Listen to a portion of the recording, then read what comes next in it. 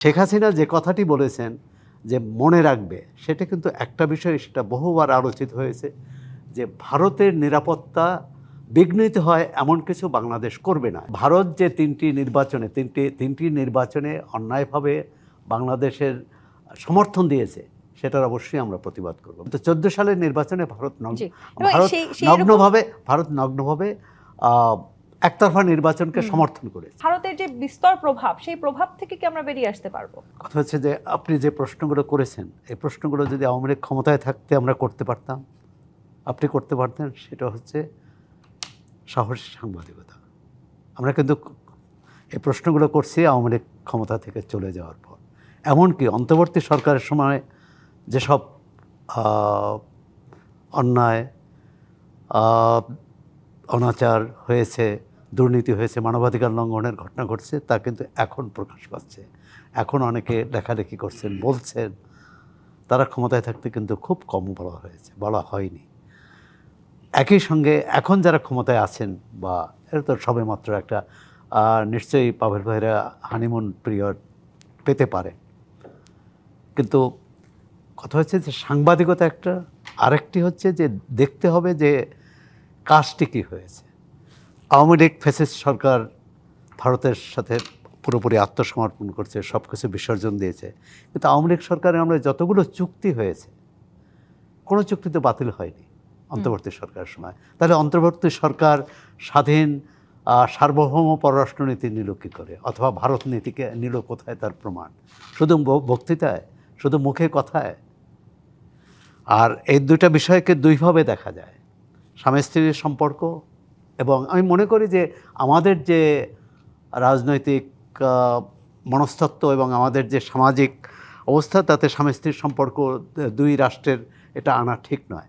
আর যদি অন্য অর্থে বলেন, স্বামীর যে অধিকার, স্ত্রীরও একই অধিকার, এটি যদি ব্যাখ্যা করেন, তাহলে কিন্তু এটার মধ্যে খুব অন্যায় নেই। শেখ হাসিনা যে কথাটি বলেছেন যে মনে রাখবে, সেটা কিন্তু একটা বিষয়, সেটা বহুবার আলোচিত হয়েছে যে ভারতের নিরাপত্তা বিঘ্নিত হয় এমন কিছু বাংলাদেশ করবে না। 200-র বেশি সার্ভিস ও ফিচারে লেনদেনের সব বিকাশ অ্যাপে সম্ভব। এটা বিএনপির নেতারাও বলছেন, তো সেটা করা উচিত না। বাংলাদেশের নিরাপত্তা বিঘ্নিত হয়, এটা ভারত কখনো করবে না, মানে করা উচিত নয়। যদি করে, সেটা অবশ্যই আমরা প্রতিবাদ করব। এখন যদি শেখ হাসিনা যদি এটা বুঝেই থাকে যে ভারতের যেহেতু আমরা নিরাপদ, এবং ছিল তো এখানে ভারতের বিচ্ছিন্নতাবাদী গোষ্ঠী ছিল, সেটা কারা ডিপ স্টেট করেছে না কোনো সরকার করেছে সেটা অন্য, কিন্তু ছিল কি না, ছিল। এবং সেটা যদি না থাকে, মানে শেখ হাসিনার সময় যদি না থাকে, এবং যদি ভারতকে এই নিশ্চয়তা দেওয়া হয় তোমার নিরাপত্তার জন্য হুমকি হবে এমন কিছু আমার দেশ থেকে করা হবে না, আমরা বরং ভারত থেকেও একই দাবি করব।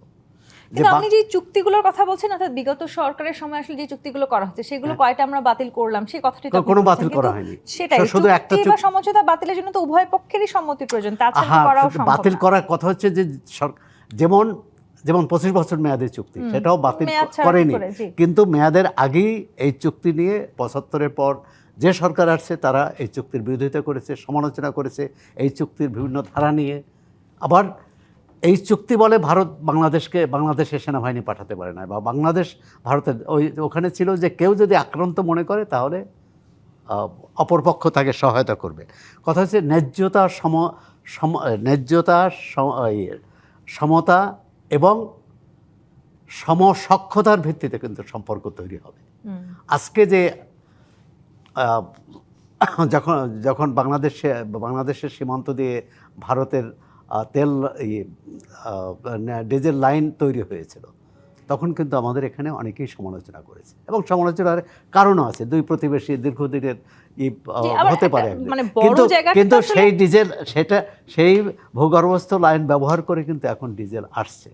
আবার ঢাকা দিল্লি সম্পর্কে একটা সবচেয়ে বড় সমালোচনার জায়গা হয়তো যে ব্যক্তি স্বার্থে আসলে এই সম্পর্কটাকে ব্যবহার করেছে বিগত সময়ে। অবশ্যই ভারত যে তিনটি নির্বাচনে অন্যায়ভাবে বাংলাদেশের সমর্থন দিয়েছে, সেটার অবশ্যই আমরা প্রতিবাদ করব। বিশেষ করে 2014 সালের নির্বাচন, 2018 সালের নির্বাচনে কি হবে জানি না, কারণ বিএনপি, জামাত ইসলাম সহ সবাই এই নির্বাচনে অংশ নিয়েছিল, কারণ তারা ভেবেছিল ওই নির্বাচনটি সুষ্ঠু হবে, হয়নি, দিনের পর রাতে হয়েছে।